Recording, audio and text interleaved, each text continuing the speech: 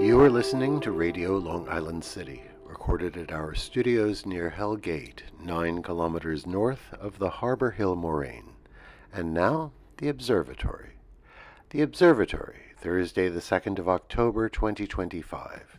It is 10 days after the fall equinox. It is 80 days before the winter solstice. By the French Republican calendar, it is the 11th day of Vendémiaire, the day of the pomme de terre, the potato. The sun rises today at 6:54 a.m. Solar noon takes place today at 12:45 p.m. The sun sets today at 6:36 p.m. Civil twilight ends at 7:03 p.m. and nautical twilight ends at 7:35 p.m. The length of daytime today is 2 minutes 40 seconds shorter than yesterday. The moon is in its waxing gibbous phase and is 76% full at midday. The full moon will arrive on Monday, the 6th of October. These are the predicted tides today for Horns Hook. In the middle of the night, low tide, 12:53 a.m., minus 3 centimeters. In the morning, high tide, 7:24 a.m., 1 meter 77. In the afternoon, low tide, 1:42 p.m., minus 9 centimeters. In the evening, high tide, 7:56 p.m., 1 meter 43.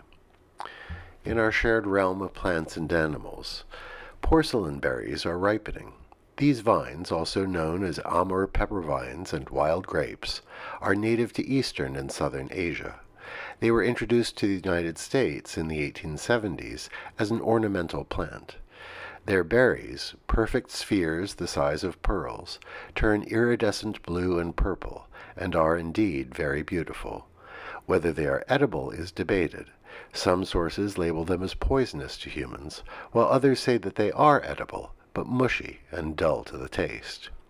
Unfortunately, in North America, they have proven to be a nuisance, as they self-sow with extraordinary ease and spread widely. But the pretty berries are a distinct visual treat this time of year.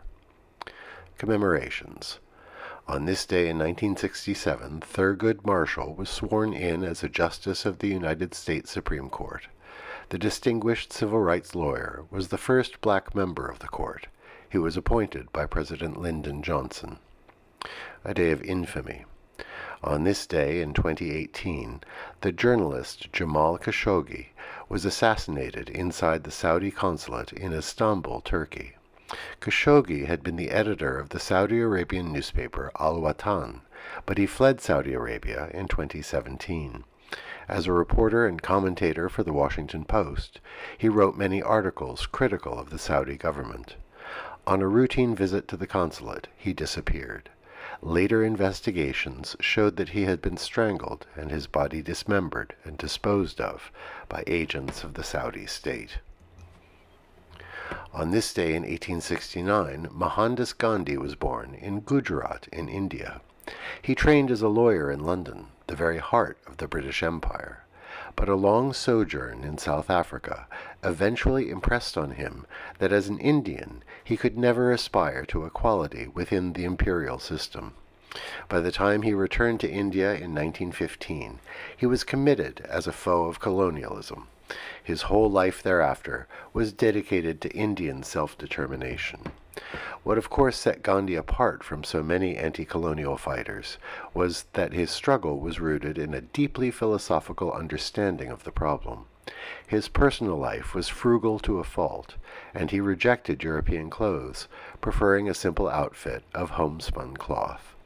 And his political work was guided by the principle of nonviolence. He deplored sectarianism. He is remembered by the title Mahatma, or Great Soul. Today is Batik Day in Indonesia.